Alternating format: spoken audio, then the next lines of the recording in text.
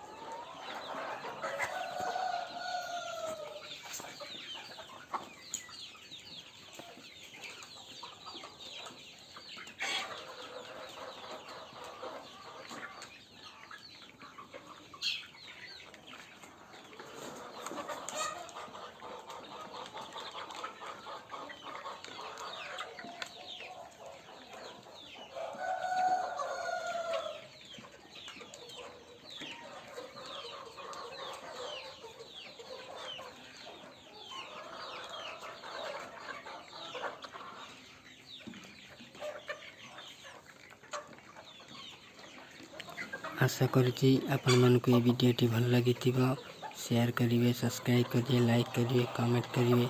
नमस्कार रहूँ। जदि आपण मन किसी प्रश्न अच्छी मत कमेंट बॉक्स कमेंट कर।